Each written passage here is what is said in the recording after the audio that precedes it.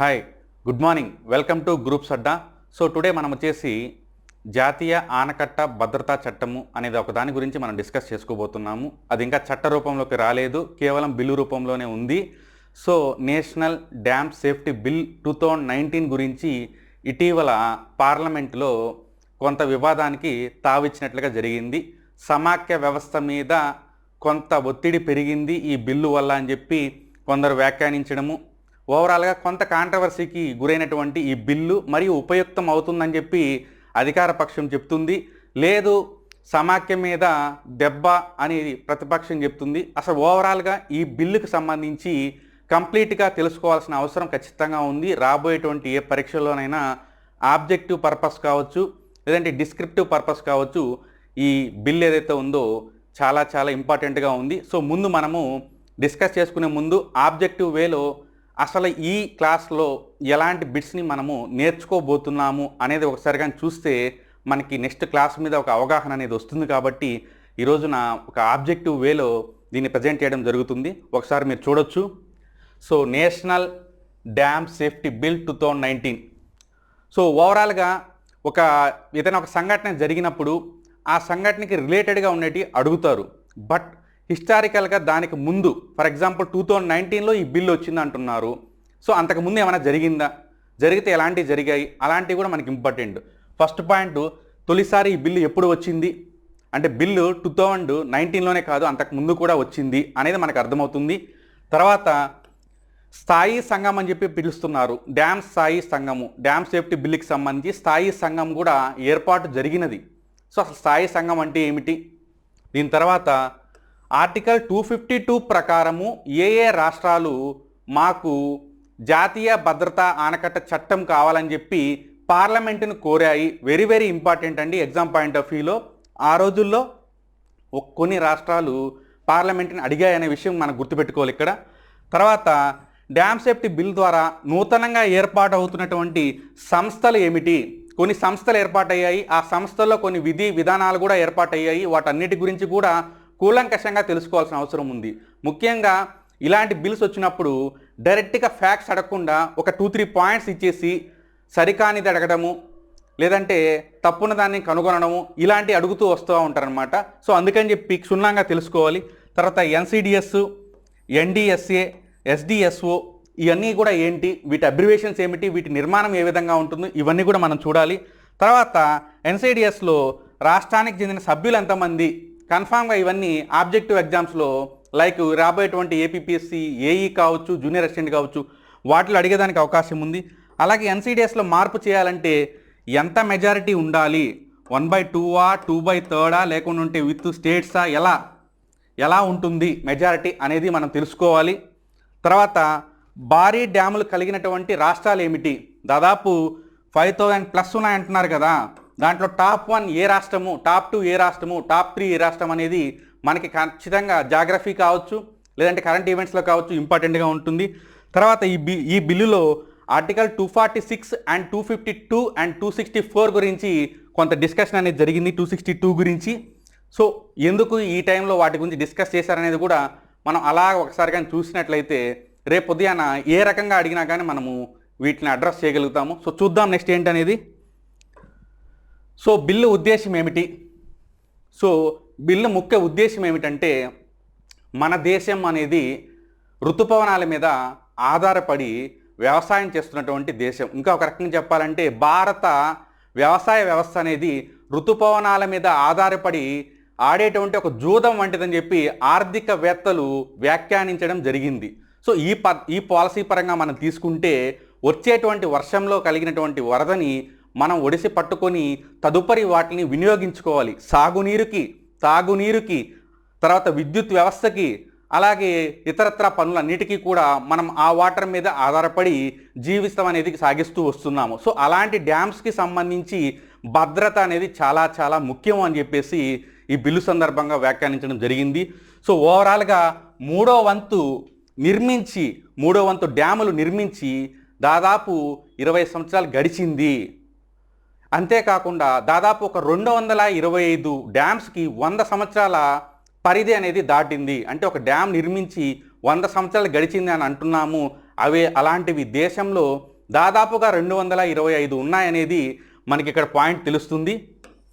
అంతేకాకుండా ముఖ్యంగా ఈ టైంలో ఎందుకు దీని గురించి వచ్చిందో మీ అందరికీ కూడా తెలుసు. ఇటీవల ఆంధ్రప్రదేశ్ రాష్ట్రంలో ఏవైతే వరదలు అనేటివి వచ్చాయో ఆకస్మిక వరదలు అని అనాలి. ఎందుకంటే ఎటువంటి తుఫాను లేదు, పైన లేదు, ఎక్కడా లేదు, కేవలం ఒక అల్పపీడనం మాత్రమే అది ఉండింది.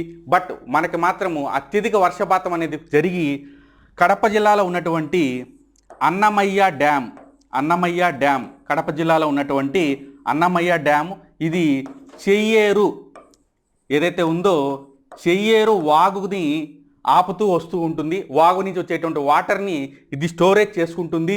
మొత్తం దీనికి 5 గేట్స్ అనేటివి ఉన్నాయి. అన్నమయ్య డ్యామ్కి, చెక్ డ్యామ్కి 1, 2, 3, 4 వరద పెరిగింది, జలాశయం మొత్తం నిండింది. సో ఆ టైంలో 5వ గేటు ఓపెన్ చేయాలనుకున్న సందర్భంలో అది ఓపెన్ కాక కట్ట తెగి కింద ఉన్నటువంటి జిల్లాలకి అత్యధిక వర్షపాతం ద్వారా వచ్చినటువంటి వరద నీరు ప్రవహించడం వల్ల నెల్లూరు పరిసరాల ప్రాంతంలో పెద్ద ఎత్తున వరద ప్రభావం అనేది జరిగింది. ఒకానొక సందర్భంలో ఇంతవరకు ఎప్పుడూ కూడా ఆ స్థాయిలో వరద ప్రవహించని ప్రాంతాల్లో కూడా ఆ వరద రావడం జరిగింది. దీనంతటికీ కూడా కారణం ఏమిటంటే మనకి ఆ 5th గేట్ ఏదైతే ఉందో ఓపెన్ కాకపోవడం అనేది. ఇది ఒక సంఘటన ఏపీలో జరిగింది. అలాగే తెలంగాణలో రీసెంట్గా ఏదో సర్లా సాగర్ అని చెప్పేసి అక్కడ కూడా ఇలాంటి పరిస్థితి ఎదురయ్యింది. దీంతో పాటుగా మహారాష్ట్ర, మధ్యప్రదేశ్, గుజరాత్ ఇలాంటి వాటిల్లో ఓవరాల్గా కూడా డ్యామ్స్ అనేటివి ఇష్యూ వల్ల కొంత ఆస్తి నష్టము, ప్రాణ నష్టం కలుగుతుంది. సో వీటన్నిటికీ కూడా మనము పటిష్టమైనటువంటి భద్రతా వ్యవస్థని రూపొందించాలని చెప్పేసి ఈ బిల్లు యొక్క ముఖ్య ఉద్దేశం. అంతేకాకుండా నిర్వహణ చాలా ముఖ్యం. ఎందుకంటే నిర్వహణ లోపం వలనే కదా మనకి ఇవన్నీ జరుగుతూ ఉండేది. సో సమర్థమైనటువంటి నిర్వహణ కోసము ఈ బిల్లుని ఉద్దేశించడం జరిగిందనేది మనం ఇక్కడ నేర్చుకోవాలి. సో నెక్స్ట్ వచ్చేసి ఈ బిల్లు ద్వారా ఏమి జరుగుతుంది. సో ఈ బిల్లులో వాళ్ళు ఏం చెప్పారంటే 15 మీటర్స్ కన్నా హైట్ ఉన్నటువంటి ఆనకట్టల్ని భారీ ఆనకట్టలుగా వర్గీకరించడం జరిగింది. కేవలం 15 అన్నట్లే కాకుండా పరిమాణాన్ని బట్టి కొన్ని ఏంటంటే 10 ఉన్నా కానీ పరిధి ఎక్కువగా ఉండొచ్చు. సో అందుకని చెప్పి 10 to 15 and 15 అబవ్ వాటిని మేము భారీ ఆనకట్టలుగా వర్గీకరించడం జరిగింది. ఆ రకంగా మన దేశంలో 5,745 భారీ డ్యాములు ఉన్నాయి. 5,745 భారీ డ్యాములు ఉన్నాయి. ఒకసారి ఆలోచించండి, ఎంత పెద్ద వ్యవస్థ. అమెరికా, చైనా తర్వాత భారతదేశం అనేది ప్రపంచంలో 3వ అత్యంత ఆనకట్టలు కలిగినటువంటి దేశం. బట్ ఆనకట్టల భద్రతా పరంగా మాత్రము మనం వెనుకబడి ఉన్నాము. కారణం ఏమిటంటే నేటి వరకు కానీ పరిశీలిస్తే ఒక 45 డ్యాముల వరకు తెగిపోయినట్లుగా రీసెంట్గా లోక్సభలో మన జలశక్తి మంత్రి గారు దీని గురించి చెప్పడం జరిగింది. 45 డ్యాములు కోతకి గురయ్యాయి అంటే సేఫ్టీ పరంగా చాలా ప్రశ్నలు వెల్లువెత్తుతున్నాయి. సో అందుకని చెప్పేసి ఈ స్థాయిలో 5,704 భారీ డ్యాములు ఉన్నాయి కాబట్టి వాటన్నిటిని కూడా సేఫ్గా చేయాలనే ఉద్దేశంతో బిల్లుని తీసుకురావడం జరిగింది. సో మనకి అత్యధిక భారీ డ్యాములు ఎక్కడున్నాయంటే మహారాష్ట్ర టాప్ 1, దాదాపుగా 2,400 డ్యామ్స్ కేవలం అక్కడే ఉన్నాయి. 2,400 డ్యాములు ఒక రాష్ట్రంలో ఉన్నాయంటే మామూలు విషయం కాదు. సో సెకండ్ వచ్చేసి మధ్యప్రదేశ్లో 906. సో జాగ్రఫీ పరంగా ఇవి మనకి ఖచ్చితంగా యూజ్ అవుతాయి. థర్డ్ వన్ వచ్చేసి గుజరాత్ 632. చూస్తే మనకి మెజారిటీ ఆ 3 రాష్ట్రాల్లోనే నెలకొని ఉన్నాయని అర్థమవుతుంది. దాదాపుగా 5,745 అంటే చాలా పెద్ద విషయము. సో ఇప్పుడు దాకా ఎలా ఉన్నింది, ఈ బిల్లు రాకముందు డ్యామ్స్ యొక్క భద్రత ఏ విధంగా ఉందని కానీ చూస్తే మనకి 18 రాష్ట్రాలకి 4 ఆనకట్టలకి సొంతంగా డ్యామ్ సేఫ్టీకి సంబంధించినటువంటి సంస్థలు అనేటివి ఉన్నాయి. వాళ్ళు ఏం చేస్తారంటే డ్యామ్ని నిర్వహిస్తూ వస్తారు. వర్షంకి కాలానికి ముందు డ్యామ్ అన్నీ కూడా పనిచేస్తున్నాయా లేకుంటే ఏంది పరిస్థితి అని చెప్పి ఒకసారి అనాలిసిస్ చేస్తారు. దాని తర్వాత వచ్చేసి వర్షం తర్వాత ఒకసారి అనాలిసిస్ చేసుకొని ఆ రీడింగ్స్ నోట్ చేసుకొని నిర్వహిస్తూ వస్తారు. మేనేజ్మెంట్ అండ్ ఆపరేటింగ్ అనమాట. సో ఇది నిర్వహిస్తూ వస్తున్నారు. కొన్ని రాష్ట్రాల్లో కొన్ని డ్యామ్లు మాత్రమే ఉన్నాయి. సో ఈ బిల్లు ద్వారా ఏం జరుగుతుంది అంటే దేశంలో ఉన్నటువంటి ప్రతి ఆనకట్టకు ఏవైతే వాళ్ళు డిస్కస్ చేసి ఉన్నారో బిల్లులో ఆ ఆనకట్టలన్నిటికీ కూడా ఈ బిల్లు వర్తిస్తుంది. ఈ బిల్లులో చెప్పినటువంటి మెజర్స్ కావచ్చు, లేదంటే విధి విధానాలు కావచ్చు, సంస్థల ఏర్పాటు కావచ్చు, ప్రతిదీ కూడా ఆ పరిధిలో ఉన్నటువంటి ఆనకట్టకు వర్తిస్తుంది. కాబట్టి ఒకే దేశము ఒకే రూల్ అన్నట్లుగా మనం ఫస్ట్ నుంచి కూడా చూస్తూ వస్తున్నాం. ఈ మధ్యకాలంలో 1 నేషన్ 1 కార్డ్ అని చెప్పేసి, తర్వాత 1 నేషన్ 1 ట్యాక్స్ అని చెప్పేసి ఏ విధంగా అయితే ఉందో ఆ విధంగానే 1 nation 1 rule for the dams అని చెప్పేసి మనము ఈ బిల్లుని అభివర్ణించవచ్చు. సో నెక్స్ట్ కానీ తీసుకుంటే, సో డ్యామ్ సేఫ్టీ బిల్ ద్వారా నూతనంగా ఏర్పడే సంస్థలు ఎగ్జామ్ పాయింట్ ఆఫ్ వ్యూలో very very very important. So first one వచ్చేసి జాతీయ డ్యాముల భద్రతా సంఘము, national council for dam safety. National council for dam safety అనేది ఒక ఎగ్జాక్ట్గా చెప్పాలంటే ఒక శాసన వ్యవస్థ వలె మనకి ఎక్కడైతే ఎమ్మెల్యేస్ కూర్చొని ఒక శాసనాలు చేస్తుంటారో ఈ సంఘం కూడా శాసనాల్ని రూపొందిస్తుంది. ఎటువంటి శాసనాలు అయ్యా అంటే ఖచ్చితంగా డ్యామ్ సేఫ్టీకి సంబంధించినటువంటి నిబంధనల్ని, విధానాలని, వీటన్నిటిని కూడా ఇది లిఖిస్తుంది. దీనికి కేంద్ర జలసంఘం చైర్మన్ అధ్యక్షత వహిస్తారు. ఏటికి? ఈ కమిటీకి సంబంధించి వీళ్ళు డ్యాముకు సంబంధించి తీసుకోవాల్సిన మెజర్స్ని వాటన్నిటిని కూడా రూపొందిస్తారు. రూపొందించాక వాటిని అమలు చేయాలి కదా. ఏ విధంగా అయితే మనకి ఈ అసెంబ్లీలో వాళ్ళు చట్టాలని వాటిని రూపొందిస్తారో వాటిని అమలు చేయాలి. కాబట్టి మనకి ఎగ్జిక్యూటివ్ వింగ్ అనేది ఒకటి ఉంది. సో అదేవిధంగా వీరు జాతీయ ఆనకట్టల భద్రత ప్రాధికార సంస్థ అంటే ఒక అథారిటీని నెలకొల్పడం జరిగింది.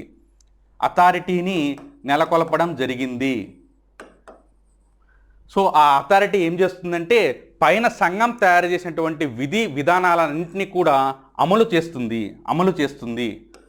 చేసేటువంటి బాధ్యతని వాటికి ఇవ్వడం జరిగింది. అంతేకాకుండా రాష్ట్రాలకు సంబంధించినటువంటి ఏవైనా వివాదాలు చెలగరేగినప్పుడు, ఫర్ ఎగ్జాంపుల్ మీకు తెలుసు రాష్ట్రాల్లో ఎక్కువ వివాదాలు ఎక్కడ జరుగుతాయో, కేరళ వర్సెస్ తమిళనాడు ఎప్పటి నుంచో కూడా ఆ ఇష్యూస్ని ఫేస్ చేస్తూ వస్తున్నాయి. నీటి యుద్ధాలని చెప్పి మనము వాటిని పిలవచ్చు.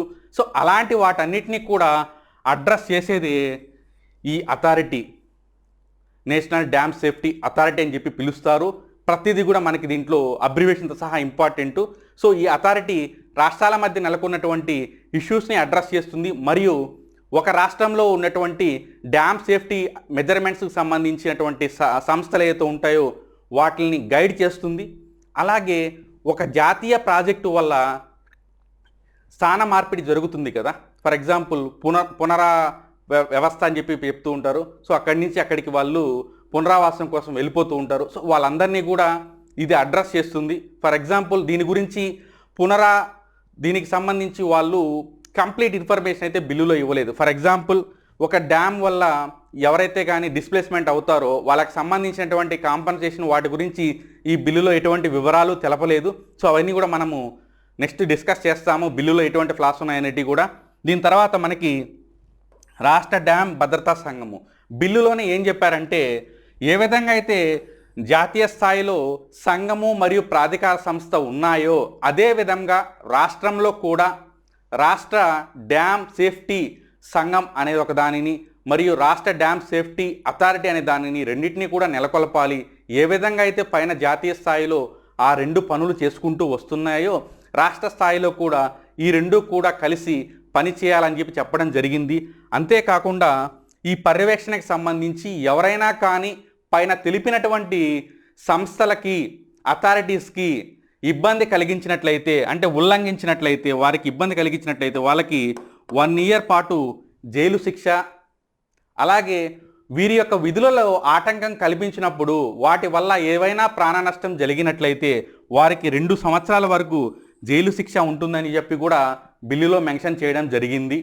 సో ఈ పాయింట్స్ గుర్తుపెట్టుకోవడానికి ప్రయత్నం చేయాలి, ఎందుకంటే బిల్లులోనే ఉల్లంఘనకు సంబంధించినటువంటి చర్యల్ని కూడా ప్రస్తావించడం జరిగింది. సో నెక్స్ట్ వచ్చేసి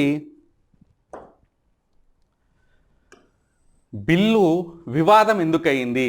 సో మన స్టార్టింగ్లోనే చెప్పాము, సమాఖ్య వ్యవస్థ మీద దాడిగా ఈ బిల్లు ఉందని చెప్పి చాలామంది అభివర్ణించడం జరిగింది. అయితే మనము ఒక రేషనల్ వేలో, ఒక మధ్యస్థంగా ఈ బిల్లు ఎందుకు వివాదం అయిందని చెప్పి కానీ మనం పరిశీలిస్తే, ఎందుకంటే మనకి ఎగ్జామినరు ఒక బిల్లు గురించి అడిగి ఆ బిల్లుకి సంబంధించి ఎందుకు వివాదం అయింది అన్నప్పుడు మనం ఒక స్ట్రక్చర్ వైగా వెళ్ళాలి. అసలు బిల్లు అంటే ఏమిటి, ఆ బిల్లులో ఏం చెప్పారు, బిల్లు ద్వారా ఇప్పుడున్నటువంటి పరిస్థితి ఏ విధంగా మారబోతుంది, దాని తర్వాత ఆ బిల్లుకి సంబంధించినటువంటి నెగిటివ్స్ని డిస్కస్ చేస్తూ పాజిటివ్స్ని డిస్కస్ చేస్తూ రెండింటినీ బ్యాలెన్స్ చేసుకుని మన కన్క్లూజన్ ఇవ్వాలి. ఇది మనకి గ్రూప్ 1లో ఎస్ఐ స్థాయి అనేది ఆ విధంగా మనము రాస్తూ వస్తాము. సో మనము ఇప్పుడు ఒక స్టోరీ వేలో దీన్ని తీసుకెళ్తూ ఆబ్జెక్టివ్స్ని బయటికి తీసుకొని వస్తూ అటు డిస్క్రిప్టివ్ మోడ్లు అటు ఆబ్జెక్టివ్ మోడ్ని బ్యాలెన్స్ చేసేదే ఈ ముఖ్య ఉద్దేశం అనేది మీరు గుర్తించాలి. సో దీంట్లో వీళ్ళు చెప్పే పాయింట్ ఏంటంటే రాష్ట్ర జాబితాలో 17వ అంశం అంటున్నానండి. రాష్ట్ర జాబితా మనకు మొత్తం 3 జాబితాలు ఉన్నాయి, కేంద్ర జాబితా, రాష్ట్ర జాబితా, ఉమ్మడి జాబితా. సో వీటిల్లో రాష్ట్ర జాబితాలో 17వ అంశంగా ఉన్నటువంటి నీటి గురించి కేంద్రం ఏమిటి, పెత్తనం చేయడం ఏమిటి, రాష్ట్ర జాబితా జోలికి ఎలా వస్తారని చెప్పేసి అధికార పక్షానికి వ్యతిరేకంగా ప్రతిపక్ష సభ్యులు మాట్లాడడం జరిగింది. సో ఈ కాంటెస్ట్లో కానీ మనం తీసుకుంటే national committee on dam safety, మనం ఇందాకైతే సంఘం అని చెప్పామో ఆ కమిటీ నందు కేవలము 7 మంది మాత్రమే రాష్ట్ర ప్రభుత్వానికి సంబంధించినటువంటి నిపుణులు ఉన్నారు. కేవలం 7 మంది మాత్రమే రాష్ట్ర ప్రభుత్వానికి సంబంధించినటువంటి వాళ్ళు ఉన్నారు.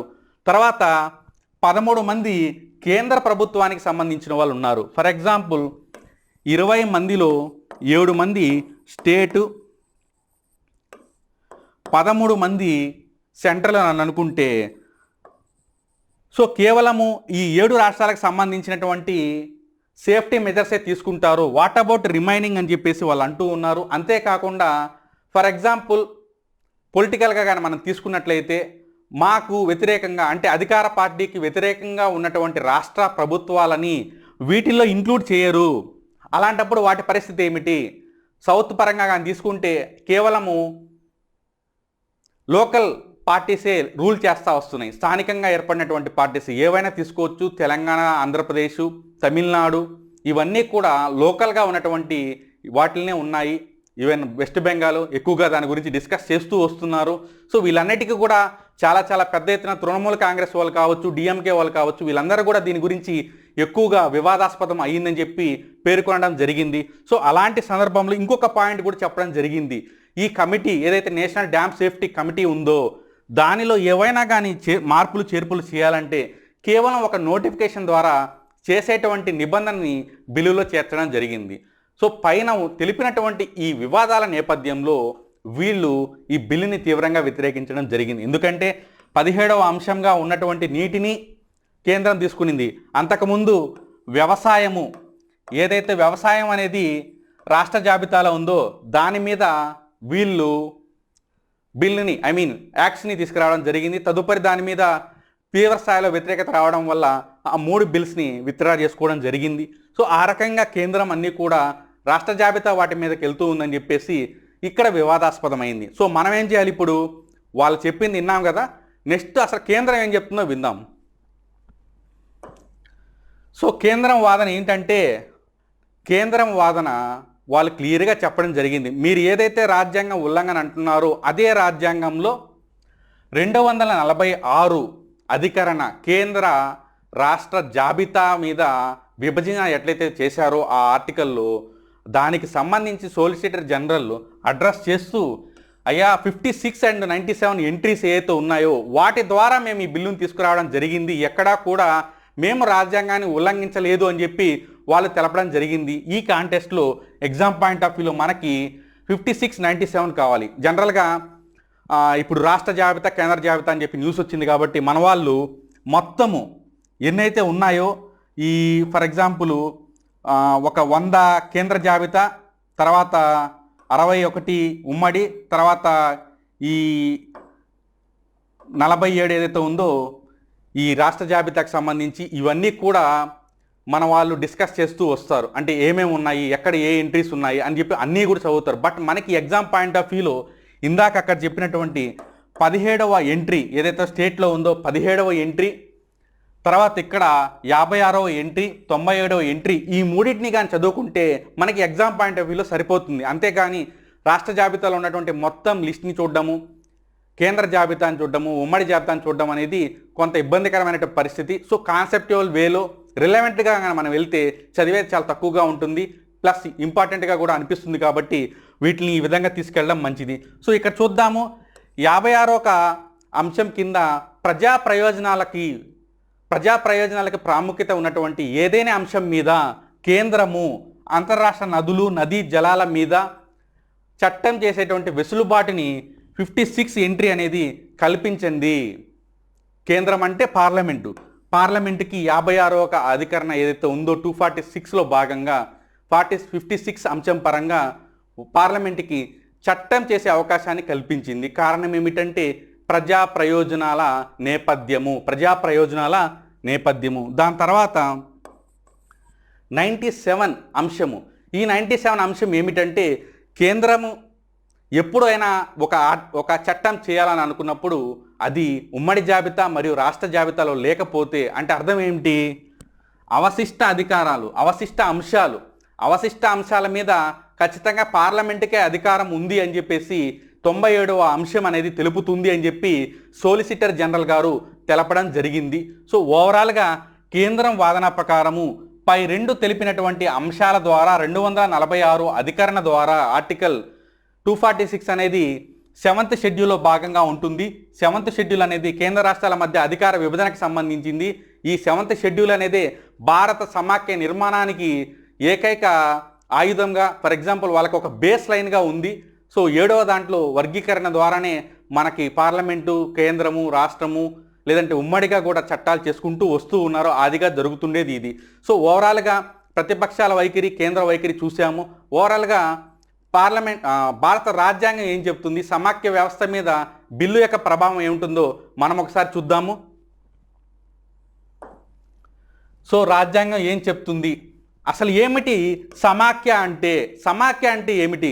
సమాఖ్య నథింగ్ బట్ ఒక ఒప్పందం మేరకు కొన్ని రాష్ట్రాలన్నీ కలిసి ఒక దేశంగా అవతరించినప్పుడు, ఫర్ ఎగ్జాంపుల్ మనం తీసుకుంటే కెనడా, అమెరికా, ఇవన్నీ కూడా కొన్ని రాష్ట్రాల కలయిక వల్ల ఏర్పడినటువంటి ఒక యూనియన్ అన్నమాట. మనం ఎక్కడా కూడా ఫెడరల్ అనేటువంటి పదాన్ని వాడలేదు రాజ్యాంగంలో. మీ అందరికీ కూడా తెలుసు India that is A union of states. Federation అని చెప్పే పదము మనము ఎక్కడా కూడా వాడలేదు. Union that is states of India అని చెప్పి మనం స్టార్టింగ్లో మనం ఆర్టికల్ ద్వారా డిస్కస్ చేసుకుంటాము. సో అందుకని చెప్పేసి మనము సమాఖ్య నిర్మాణాన్ని ఏర్పాటు చేసుకోవడం జరిగింది. అయితే బయట సమాఖ్యకి మన దేశం సమాఖ్యకి గల తేడా ఏమిటి? ఫర్ ఎగ్జాంపుల్ యుఎస్లో కానీ తీసుకుంటే ఏదైనా రాష్ట్రము యుఎస్లో మాకొద్దు, మేము సపరేట్గా అవతరించే ఒక దేశంగా ఉండాలనుకుంటే వాళ్ళు స్వేచ్ఛగా వెళ్ళి ఒక దేశంగా అవతరించవచ్చు. వెరాజ్ ఇన్ ఇండియా అలాంటి పాసిబిలిటీ లేదు. ఒప్పందం ద్వారా మనం ఏమి ఇక్కడికి రాలేదు, అందరం కలిసి ఇక్కడ ఉన్నాము. ఒక పెద్దది డిఫరెంట్ స్టేట్స్గా విడిపోయింది తప్పిస్తే అన్ని స్టేట్స్ కలిసి ఒక పెద్ద దేశంగా ఏర్పాటు జరగలేదు. కాబట్టి ఇలాంటి పరిస్థితుల్లో కేంద్రానికి రాష్ట్రానికి మధ్య ఎటువంటి ఇష్యూస్ రాకుండా అధికార విభజన అనేది జరిగింది.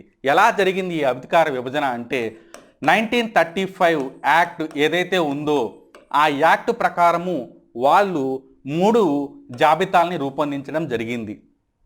కేంద్ర జాబితా, యూనియన్, స్టేట్, తర్వాత కంబైన్డ్గా వీళ్ళు తీసుకురావడం జరిగింది. దాని తర్వాత రెసిడ్యూరీ పవర్స్ ఏవైతే ఉన్నాయో అంటే ఇందాక మనం పేర్కొన్నటువంటి అవశిష్ట అధికారాలు, సో ఆ అవశిష్ట అధికారాలని కూడా 1935 యాక్ట్లో వాళ్ళు చూపించడం జరిగింది. సో అక్కడ అవశిష్ట అధికారాలని వాళ్ళు గవర్నర్ జనరల్కి ఇవ్వడం జరిగింది. సో ఇప్పుడు మనకి ఆ అవశిష్ట అధికారాలు అనేటివి పార్లమెంట్కి ఇచ్చున్నారు. 1935 యాక్ట్ ప్రకారం మనము ఈ విభజనని స్వీకరించడం జరిగింది. దాని తర్వాత మనము వీటన్నిటినీ కూడా ఏ విధంగా ముందుకు తీసుకొచ్చామో మీ అందరికీ కూడా తెలుసు. సో మనకి స్టార్టింగ్ వచ్చేసి 97 కేంద్ర జాబితాలో ఉంటే ఇప్పుడు ప్రజెంట్ 100 దాకా ఉన్నాయి. దాని తర్వాత రాష్ట్ర జాబితాని కానీ తీసుకుంటే 66 దాకా ఉన్నాయి, ఇప్పుడే 61 అయ్యాయి.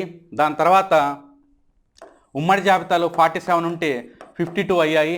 ఇక్కడ మీరు గమనిస్తే +3 జరిగింది, ఇక్కడ -5 జరిగింది, ఇక్కడ +5 జరిగింది. సో అలా జరిగింది అంటే అర్థం ఏంటి? ఉమ్మడి జాబితాలో సంఖ్య తగ్గి రాష్ట్ర జాబితాల సంఖ్య తగ్గి ఉమ్మడి జాబితాలో పెరిగిందంటే కేంద్రము రాష్ట్ర జాబితాలోంచి కొన్ని పాయింట్స్ తీసేసి దాన్ని ఉమ్మడి జాబితాలో చేసిందనేది మనకి అక్కడ కనపడుతుంది. అంటే కేంద్రము దేశం స్వాతంత్రం అప్పటి నుంచి కూడా కేంద్రం యొక్క పెత్తనం పెరుగుతుందనేది ఆ విభజన ద్వారా మనకు తెలుస్తుంది. కానీ కేంద్రం ఏమి చేసినా కూడా అది ప్రజా ప్రయోజనాల నేపథ్యంలో జరిగిందనేది ఫస్ట్ నుంచి కూడా మనం అర్థం చేసుకునే ప్రయత్నం చేయాలి. సో ఎక్కడి నుంచి స్వీకరించారంటే 1935 యాక్ట్ అనేది గుర్తుపెట్టుకోవాలి. దాని తర్వాత రాజ్యాంగంలో ప్రస్తావన మీకు తెలుసు. సెవెంత్ షెడ్యూల్లో మనకి 245 నుంచి ఆర్టికల్ కొన్ని అంశాలు ఉన్నాయి. ఒకటి ఏంటంటే శాసనపరమైనటువంటి అధికారాలు, పరిపాలనాపరమైనటువంటి అధికారాలు, తర్వాత ఆర్థిక పరమైనటువంటి అధికారాలు. కేంద్రము మరియు రాష్ట్రం మధ్య జరిగినటువంటి అధికార విభజన అనేది కేవలము మన యొక్క సౌలభ్యం కోసం మాత్రమే ఇలా పిలుచుకోవడం జరిగింది తప్పితే ఎక్కడా కూడా రాజ్యాంగంలో ఇవి శాసన అధికారాలు, ఇవి ఆర్థిక అధికారాలు అని చెప్పి మెన్షన్ చేయలేదు. పరిపాలన సౌలభ్యం కోసం మనమే అలా పిలుచుకుంటూ వస్తున్నాం అనేది గుర్తుపెట్టుకోవాలి. సెవెంత్ షెడ్యూల్ మరియు పార్ట్స్ పరంగా తీసుకుంటే 11, 12 రెండిట్లో కూడా వీటి గురించి డిస్కస్ చేయడం జరిగింది. షెడ్యూల్ పరంగా తీసుకుంటే సెవెంత్ షెడ్యూలు, తర్వాత ఏ సందర్భంగా పార్లమెంటు చట్టం చేయవచ్చు, ఏ సందర్భంగా పార్లమెంట్ చట్టం చేయవచ్చు.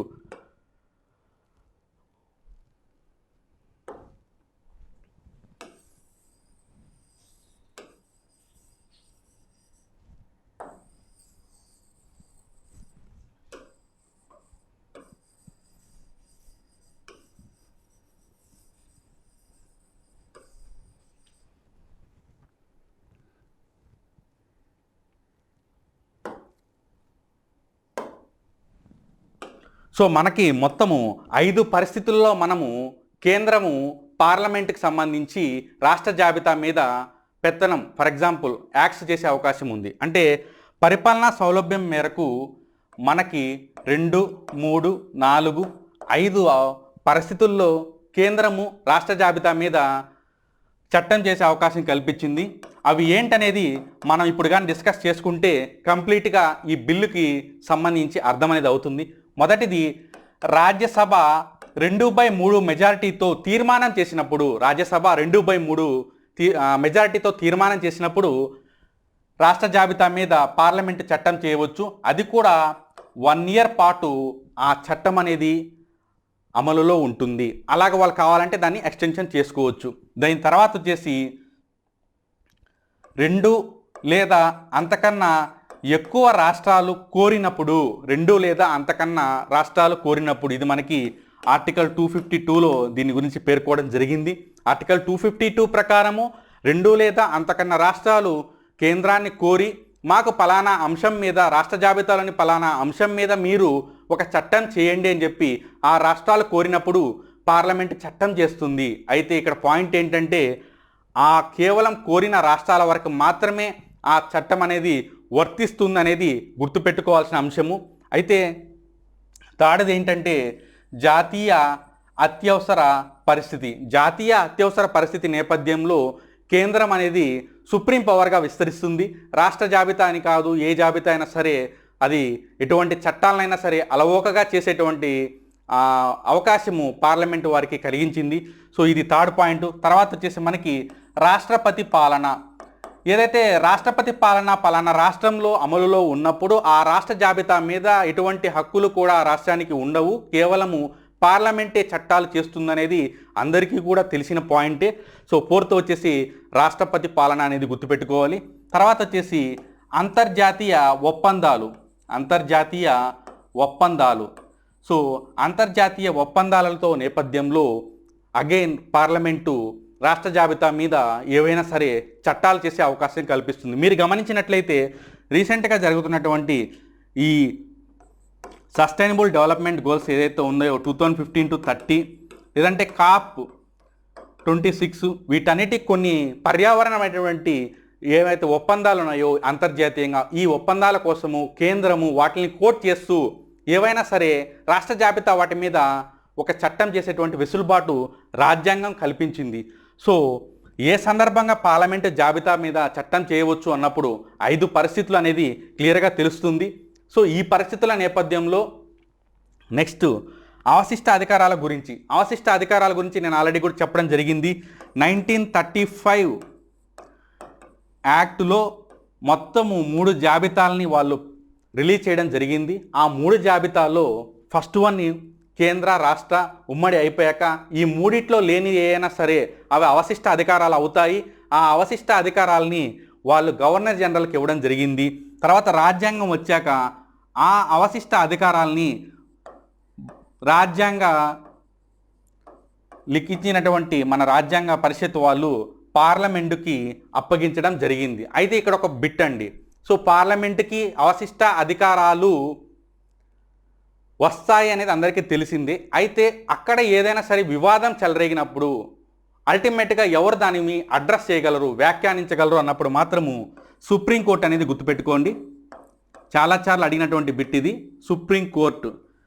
సో సుప్రీంకోర్టు అనేది అవశిష్ట అధికారాలకు సంబంధించి ఏవైనా సరే సందిగ్ధత ఏర్పడినప్పుడు దాని మీద వ్యాఖ్యానించేటువంటి అవకాశము కేవలం సుప్రీంకోర్టుకు మాత్రమే ఉందనేది గుర్తుపెట్టుకోవాలి. సో ఆ రకంగా మనము ఈరోజు బిల్లుకు సంబంధించి కేంద్ర రాష్ట్రాల మొత్తాన్ని కూడా ఒకసారి గిఫ్ట్గా తీసుకుంటూ వస్తూ ఉన్నాము. సో నెక్స్ట్ చూద్దాము. సో హిస్టరీ పరంగా కానీ చూస్తే, అంటే హిస్టరీ అంటే 2019లోనే ఈ బిల్లు వచ్చింది, అంతకుముందు లేదా, అంతకుముందు యాక్సిడెంట్స్ జరగలేదా, ఎందుకు కామ్గా ఉన్నారని చెప్పి ప్రతి ఒక్కరికి కూడా డౌట్ అనేది ఖచ్చితంగా వస్తుంది సగటుగా. సో వీళ్ళు ఏం చెప్తున్నారంటే మనకి ఎప్పటి నుంచో పరిశీలిస్తూ వస్తున్నారంట. 1982 నుంచి కూడా వీళ్ళు పరిశీలిస్తూ ఉన్నారు. అంతేకాకుండా వెంటనే ఆనకట్టల నిర్మాణానికి సంబంధించి, సేఫ్టీకి సంబంధించి ఒక చట్టం కావాలా అని చెప్పి పార్లమెంటు స్థాయిలో ఒక స్థాయి సంఘం అనేది ఏర్పాటైంది. పార్లమెంటు దాంట్లో ఒక స్థాయి సంఘం అనేది ఏర్పాటైంది. వీళ్ళు ఒక చట్టం చేయాలా, ఆనకట్ల భద్రతకు సంబంధించి, జాతీయంగా ఆనకట్ల భద్రతకు సంబంధించి ఒక చట్టం చేయాలని చెప్పేసి 1986లో వీళ్ళు చెప్పడం జరిగింది. దాని తర్వాత ఆంధ్రప్రదేశ్ రాష్ట్రము, పశ్చిమ బెంగాల్ రాష్ట్రము, ఈ రెండు రాష్ట్రాలు కూడా ఆర్టికల్ 252 ప్రకారము ఆ అధికరణతో వచ్చినటువంటి అవకాశాన్ని వెసులుబాటుగా తీసుకొని ఈ రెండు రాష్ట్రాలు కూడా కేంద్రాన్ని కోరాయి. అయ్యా మా రెండు రాష్ట్రాల్లో కూడా డ్యామ్ సేఫ్టీకి సంబంధించి మీరు ఒక చట్టాన్ని రూపొందించాలి అని చెప్పి ఈ రెండు రాష్ట్రాలు కేంద్రాన్ని కోరిన వెంటనే ఆర్టికల్ 252 ప్రకారము వాళ్ళు 2010లో ఒక బిల్లుని ప్రవేశపెట్టడం జరిగింది. అంటే దాని అర్థం ఏంటండి, 2019లో కాకుండా తొలిసారిగా పార్లమెంట్లోకి బిల్లు ఎప్పుడు వచ్చిందంటే అది 2010లో బిల్లు వచ్చింది. ఎందుకు వచ్చింది? అంతకుముందు స్థాయి సంఘం వచ్చింది కాబట్టి. స్థాయి సంఘం ఎప్పుడు వచ్చింది? 1986లో వచ్చి బిల్లును పెట్టుకోండి అని చెప్పి చెప్పడం జరిగింది.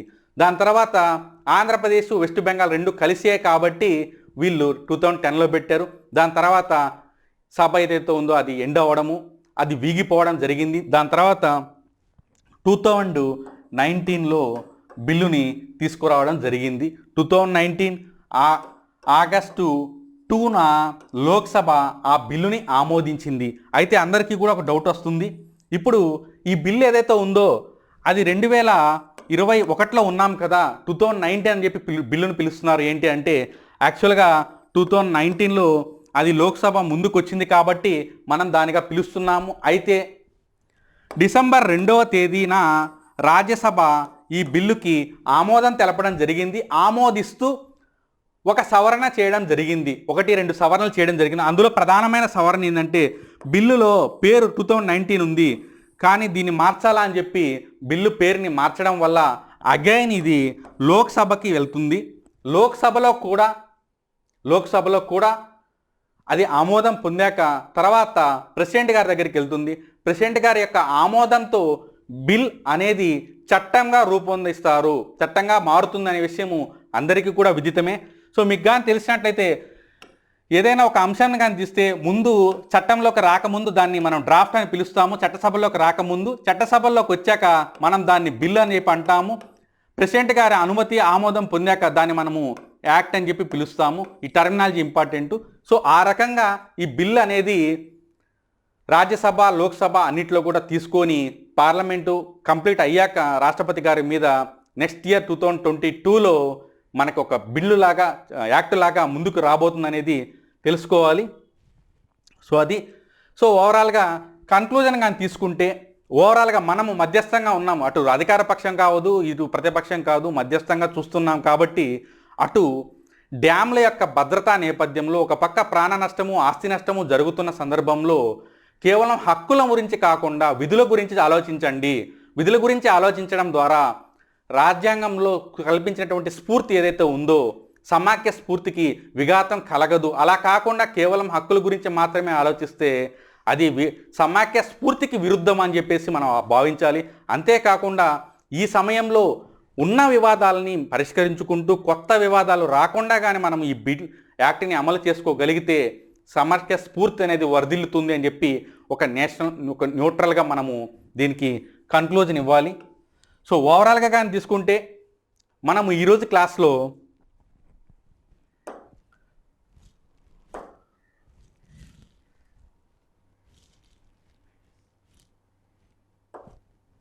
ఓవరాల్గా మనం కానీ చూస్తే ఈ క్లాస్లో ఈ ఎంసిక్యూస్ ఏవైతే ఉన్నాయో 1 2 3 4 5 6 7 8 9 10 11 ఆల్మోస్ట్ 11 ఎంసిక్యూస్ని విత్ కాన్సెప్ట్ మనం డిస్కస్ చేసుకోవడం జరిగింది. ఈ సందర్భంగా పాలిటీలో మీరు కేంద్ర రాష్ట్ర సంబంధాల మీద క్లారిటీగా ఈరోజు ఖచ్చితంగా మీరు రెఫర్ చేసి తీరండి. ఎందుకంటే ఈ పాయింట్లు ఈ ఏదైతే మనం డిస్కస్ చేసుకున్న బిల్ ఉందో everything discussed with central state relations అన్నమాట. సో వాటిలో ఆర్టికల్స్ కేంద్రానికి సంబంధించినవి, రాష్ట్రానికి సంబంధించినవి, ఉమ్మడికి సంబంధించినవి, తర్వాత అవశిష్ట జాబితాకు సంబంధించినవి వాటి ద్వారా ఇటీవలగా ఏమైనా వచ్చాయా? ఫర్ ఎగ్జాంపుల్ కేంద్రంని కోరి రాష్ట్రాలు కోరి ఒక ఏదైనా ఒక యాక్ట్ చేయమన్నప్పుడు మనకి ఏమైనా ఎగ్జాంపుల్స్ ఉన్నాయా అంటే 1972 వన్యప్రాణి చట్టం ఏదైతే ఉందో సంరక్షణ చట్టము మనకి దాని నుంచే వచ్చింది. అలాగే 1970స్లో వచ్చినటువంటి గరిష్ట భూపరిమితి చట్టం కూడా రాష్ట్రాలు కోరినప్పుడే పార్లమెంటు వాటిని చట్టంగా చేయడం జరిగింది. సో వీటన్నిటిని ఒకసారి రెఫర్ చేయండి. అల్టిమేట్లీ ఇంకో పాయింట్ ఒకటి మెన్షన్ చేయాలి ఇక్కడ. అదేంటంటే కేంద్ర రాష్ట్రాల మీద ఏ కమిటీలు ఎప్పుడు ఏర్పాటయ్యాయి, ఏం సిఫారసు చేశాయి, ఆ సిఫారసులు ఏవి అమలుకు నోచుకున్నాయి, ఏవి ఇంకా నోచుకోలేదు, ఎన్ని కమిటీలు వచ్చాయి, ఇవన్నీ కూడా ఒకసారి రెఫర్ చేయండి, మీకు చాలా హెల్ప్ఫుల్గా ఉంటుంది. అండ్ మెయిన్లీ మనము కరెంట్ అఫైర్స్కి సంబంధించి జనవరి నుంచి జరిగినటువంటి అన్నీ కూడా డిస్కస్ చేస్తూ వస్తూ ఉన్నాము. ఒక్కొక్క స్ట్రీమ్ పరంగా వచ్చాము. ఏపీకి సంబంధించినటువంటి అన్ని ఆస్పెక్ట్స్లో ఎకానమీ పరంగా, స్కీమ్స్ పరంగా డిస్కస్ చేసుకున్నాము. డిజాస్టర్ మేనేజ్మెంట్ డిస్కస్ చేసుకున్నాము. హిస్టారికల్ ఈవెంట్స్ డిస్కస్ చేసుకున్నాము. ఎన్విరాన్మెంటల్ సైన్స్ డిస్కస్ చేసుకున్నాము. అండ్ సైన్స్ అండ్ టెక్నాలజీ కూడా డిస్కస్ చేసుకున్నాము. అండ్ మనం ఇప్పుడు కరెంట్ పాలిటీ గురించి డిస్కస్ చేసుకుంటామండి. ఇంకటి నుంచి కరెంట్ పాలిటీ అంటే ఎటువంటి బిల్స్ వచ్చాయి, ఆ బిల్స్లో ఏముంది, ఎటువంటి సవరణలు జరిగాయి, తర్వాత ఎటువంటి నూతన విధానాలని ప్రవేశపెట్టారు, వీటన్నిటిని ఒకసారిగా మనం డిస్కస్ చేసుకుంటే అంతటితో మనకి కరెంట్ అఫైర్స్లో మెయిన్ పార్ట్ అనేది కంప్లీట్ అయిపోతుంది. దాని తర్వాత సింపుల్గా ఉన్నటువంటి places, persons, news, awards, sports వాటి గురించి సింపుల్గా లాగిచ్చేద్దాము. సో మీరు గుర్తుపెట్టుకోవాలి, completely keep reading. Exam date అనేది అనౌన్స్ చేయకపోయినప్పటికీ కూడా ఏపీపీఎస్సీ ఏఈ ఆస్పిరెంట్స్ మాత్రము కన్ఫామ్గా మీరు ఎగ్జామ్ అనేది వితిన్ 2-3 మంత్స్లో ఉందన్నట్టుగానే ప్రిపేర్ అయితే మీకు చాలా హెల్ప్ఫుల్గా ఉంటుంది. సో జనరల్ స్టడీస్ అనేది మీకు కొంచెం కొత్త when compare to paper 2 strength of materials కావచ్చు, లేదంటే ఫ్లూయిడ్ మెకానిక్స్ కావచ్చు, వాటి మీద మీరు సబ్జెక్టివ్ అనేది మీకు 4 ఇయర్స్లో కావచ్చు, లేదంటే డిప్లొమా +7 కావచ్చు, వీటన్నిటిలో కూడా మీరు కంప్లీట్గా చదువుకొని ఉంటారు. కాబట్టి జనరల్ స్టడీస్ అనేది కొంత ఇబ్బంది పెడుతుంది. సో అందులో ముఖ్యంగా కరెంట్ అఫైర్స్ అనేది 25+ వస్తాయి. కాబట్టి మీరు బాగా కాన్సన్ట్రేషన్ చేసి రివైజ్ చేసుకుంటారని చెప్పి భావిస్తున్నాను. Thank you.